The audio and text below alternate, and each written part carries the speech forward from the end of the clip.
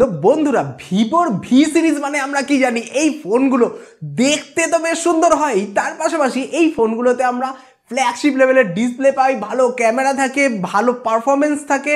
তো সেই ভিভোরই V30 series বাজারে লঞ্চ করে গেছে। তো ভিভো V30 প্রো 5G মোবাইলে আমরা বেশ ভালো কোয়ালিটির ডিসপ্লে পাচ্ছি, বেশ ভালো এতে ক্যামেরা থাকছে, মানে ফ্ল্যাগশিপ লেভেলের ক্যামেরা থাকছে এই মোবাইলে।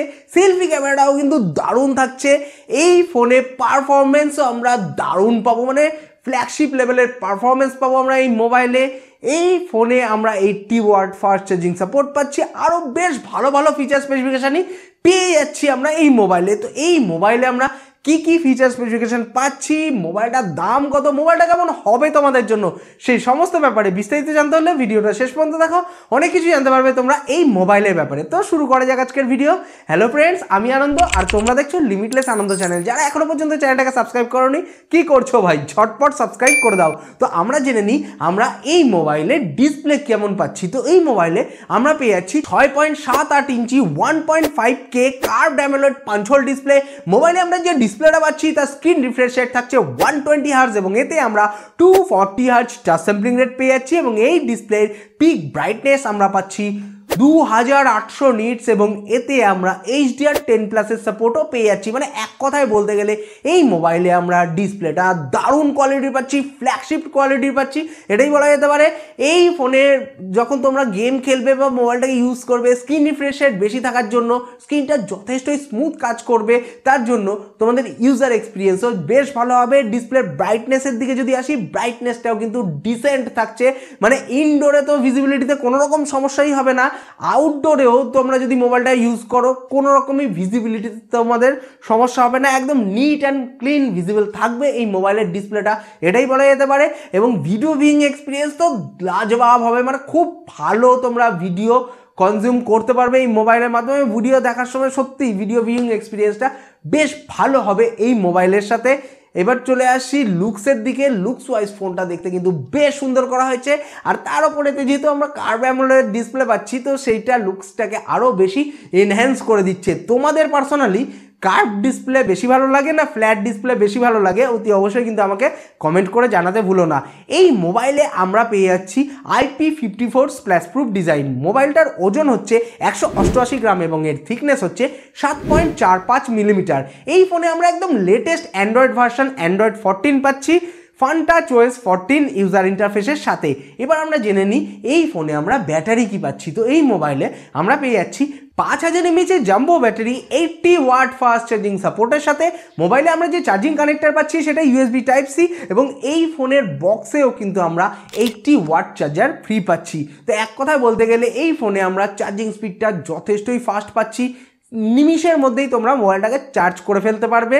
এবং ধরো ওই অফিস বেরোনোর সময় মনে হচ্ছে চার্জ নেই মোবাইলে, চার্জে বসাও, খাওয়া দাওয়া করে নাও, খাওয়া দাওয়া করতে করতেই ফোনটা প্রায় অলমোস্ট ফুল চার্জ হয়ে যাবে, তো নিয়ে কাজে বেরিয়ে যেতে পারবে, সেরকম একটা অসুবিধা হবে না, বেশি টাইম লাগবে না মোবাইলটা চার্জ করতে। আর সঙ্গে যে চার্জারটা ফ্রি পাচ্ছি এটা পার্সোনালি আমার বেশ ভালো লাগলো। চলে আসি এবার সোজা এই ফোনের সিকিউরিটির দিকে। সিকিউরিটির দিক থেকে দেখতে গেলে এই ফোনে আমরা পেয়ে যাচ্ছি ইন ডিসপ্লে ফিঙ্গারপ্রিন্ট সেন্সার এবং ফেস আনলকের ফেসিলিটি।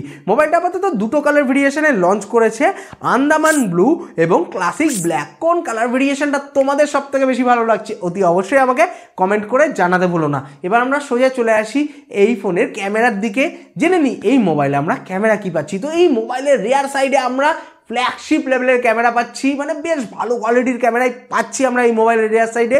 এই ফোনের রিয়ার সাইডে থাকছে 50 মেগাপিক্সেলের ট্রিপল ক্যামেরা। প্রাইমারি যে লেন্সটা থাকছে সেটা 50 মেগাপিক্সেলের, যার অ্যাপারচার হচ্ছে f1.88 এবং এতে আমরা সোনি IMX920 সেন্সার পাচ্ছি। এইটা একটা ফ্ল্যাগশিপ লেভেলের সেন্সার, মানে এই ফোনের মাধ্যমে যখন তোমরা কোনো ছবি তুলবে বা ভিডিও তুলবে তার আউটপুট যথেষ্টই ভালো থাকবে। এবং যেহেতু এই লেন্সটা OIS সাপোর্ট করে, মানে অপটিক্যাল ইমেজ স্টেবিলাইজেশন সাপোর্ট করে, তাই এই মোবাইলের মাধ্যমে যখন তোমরা কোনো ছবি বা ভিডিও তুলবে একদম স্টেবিলাইজ ফুটেজ পাবে, শেক হওয়ার প্রবণতা অনেকটাই কম থাকবে। এবং এরপরে যে দুটো লেন্স দেওয়া হয়েছে সেই দুটো যে একদম আতিপাতি লেন্স দেওয়া হয়েছে একদমই না, এর পরেও দুটো কিন্তু বেশ ভালো কোয়ালিটির লেন্সই থাকছে।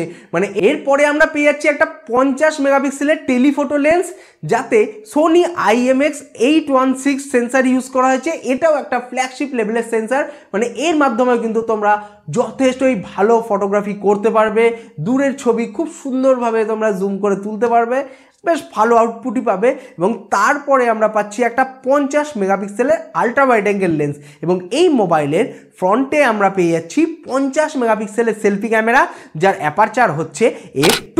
এই ফোনের রিয়ার ক্যামেরা এবং ফ্রন্ট ক্যামেরা দুটোর মাধ্যমেই আমরা 4K তে ভিডিও শ্যুট করতে পারবো 30 ফ্রেম পার সেকেন্ডে। তো এক কথায় বলতে গেলে এই মোবাইলে আমরা ক্যামেরা সেকশনটা বেশ ভালো পাচ্ছি, এটাই বলা যেতে পারে।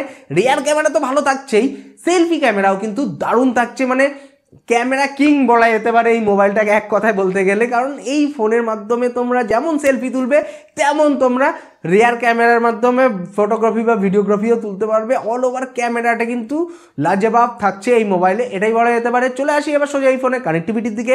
কানেক্টিভিটির দিক থেকে দেখতে গেলে এই ফোনে আমরা পেয়ে যাচ্ছি 5G, Wi-Fi 5 dual band, Bluetooth 5.3 এবং ডুয়েল 4G ভোল্টি। এবার আমরা জেনে নিই এই ফোনে আমরা পারফরমেন্স কেমন পাবো, মানে এতে প্রসেসর কি থাকছে। তো এই মোবাইলে আমরা পেয়ে যাচ্ছি মিডিয়াটেক ডায়মেনসিটি 8200 প্রসেসর। এটা একটা 4nm অক্টোকোর প্রসেসর, যার ম্যাক্সিমাম ক্লক স্পিড হচ্ছে 3.1 GHz, এবং এতে আমরা মালি G610 MC6 GPU পাচ্ছি। তো এই মোবাইলের পারফরমেন্সের কথা বলতে গেলে যে কোনো ধরনের গেম তোমরা এই মোবাইলে একদম স্মুথলি খেলতে পারবে, ল্যাগ ফ্রি ভাবে, আর মোবাইলটাকে একদম ল্যাগ ফ্রি ভাবে স্মুথলি ইউজ করতে পারবে। পারফরমেন্সের দিক থেকে দেখতে গেলে কিন্তু এই মোবাইলের পারফরমেন্স তোমরা দারুণ পাবে, এটাই বলা যেতে পারে। এবং বেশিক্ষণ গেম খেলার ফলে তো যদি তোমাদের মোবাইলটা বেশি গরম হয়ে যায়, তো সেই গরমটাকে ঠান্ডা করার জন্য এই ফোনে আমরা ultra large smart cooling system পেয়ে যাচ্ছি, যার ফলে মোবাইলের টেম্পারেচারটাও কিন্তু যথেষ্টই কন্ট্রোলে থাকবে।